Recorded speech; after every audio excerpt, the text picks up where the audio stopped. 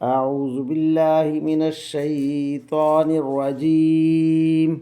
بسم الله الرحمن الرحيم. لقد ابتغوا الفتنة من قبل وقلبوا لك الأمور جاء الحق حتى جاء الحق وظهر أمر الله وهم كارهون. ومنهم من يقول ائذن لي ولا تفتني ألا في الفتنة سقطوا وإن جهنم لمحيطة بالكافرين. آمنت بالله صدق الله مولانا العظيم وصدق رسوله النبي الكريم ونحن على ذلك من الشاهدين والشاكرين والحمد للہ رب العالمین. ابھی آپ کے سامنے سورہ توبہ کی آیت نمبر 48 تا 49 کی تلاوت کی گئی. انشاءاللہ کچھ ہی دیر بعد عزت مآب راؤ شاہ نواز صاحب انہی آیات کا ترجمہ، تشریح اور تفسیر بیان فرمائیں گے. اللہ تعالیٰ سے دعا ہے کہ ہمارا پڑھنا، آپ لوگوں کا سننا اللہ تعالیٰ قبول و منظور فرمائے اور اس پر عمل کی توفیق عطا فرمائے. آمین یا رب العالمین. ملتان سے شاہ نواز تمام دوستوں کو السلام علیکم ورحمۃ اللہ وبرکاتہ. دوستان گرامی، آپ کے سامنے سورہ توبہ کی آیت نمبر 48 اور 49 کی تلاوت کی گئی. اب انہی آیات کریمہ کی آسان تشریح ترجمہ مفتی تقی عثمانی کا لکھا ہوا اور تفسیر ابن کثیر سے حاضر خدمت ہے.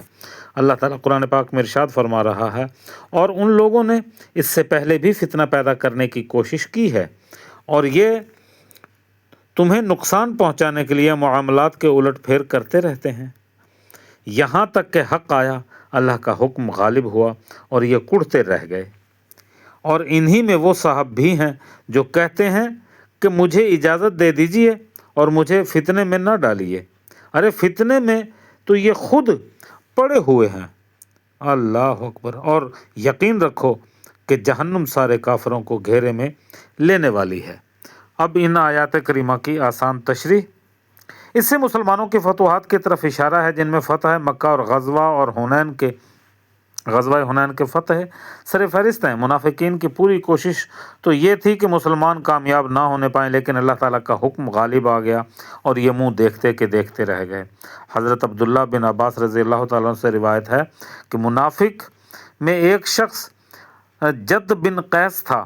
حضور علیہ السلام نے اس کو غزوہ تبوک میں شامل ہونے کی دعوت دی تو اس نے کہا، یا رسول اللہ صلی اللہ علیہ وسلم، میں بڑا زن پرست آدمی ہوں، جب روم کی خوبصورت عورتوں کو دیکھوں گا تو مجھ سے صبر نہیں ہو سکے گا اور میں فتنے میں مبتلا ہو جاؤں گا، لہٰذا مجھے اجازت دے دیجیے کہ میں اس جنگ میں شریک نہ ہوں، اس طرح مجھے فتنے میں مبتلا ہونے سے بچا لیجیے.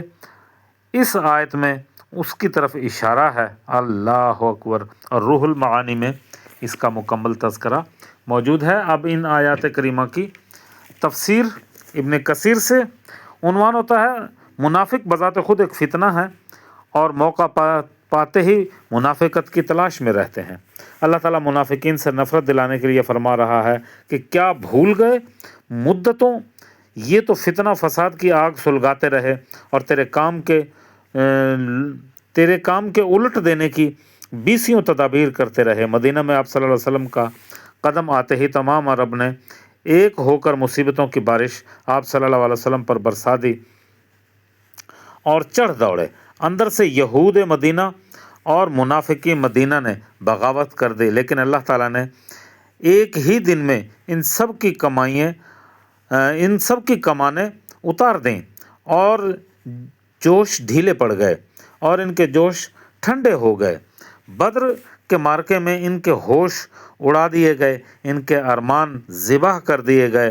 راس المنافقین عبداللہ بن ابی نے صاف کہہ دیا کہ بس اب یہ لوگ ہمارے بس کے نہیں ہیں، اب تو اب تو سوا اس کے کوئی چارہ نہیں کہ ظاہر میں اسلام کی موافقت کی جائے اور اندر سے ان کی مخالفت، اللہ اکبر، اور دکھاوا ہی کیا جائے۔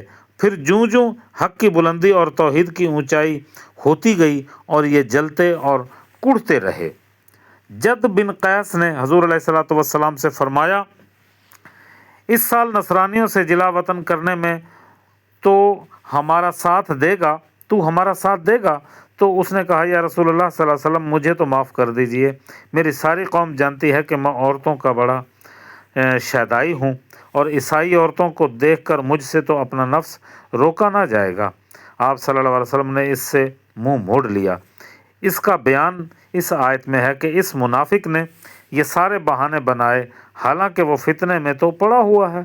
رسول اللہ صلی اللہ علیہ وسلم کا ساتھ چھوڑنا، جہاد سے منہ موڑنا، یہ کیا کم فتنہ ہے؟ اللہ اکبر۔ یہ منافق بنو سلمہ قبیلے کا رئیس تھا۔ حضور علیہ الصلوۃ والسلام نے جب اس قبیلے کے لوگوں سے دریافت کیا، فرمایا، تمہارا سردار کون ہے؟ تو انہوں نے کہا کہ جد بن قیس، جو بڑا ہی شوم اور بخیل ہے۔ آپ صلی اللہ علیہ وسلم نے فرمایا، بخل سے بڑھ کر اور کیا برائی اور بیماری ہے اس میں؟ سنو، اب سے تمہارا سردار نوجوان، سفید اور خوبصورت بشر بن برارہ معرر ہے، جہنم کافروں کو گھیرے میں لیے ہوئے ہے، اس سے وہ بچ نہیں سکے گا، اللہ اکبر، اور نہ کہیں بھاگ سکے گا۔ وآخر دعوانا ان الحمد للہ رب العالمین، آمین یا رب العالمین۔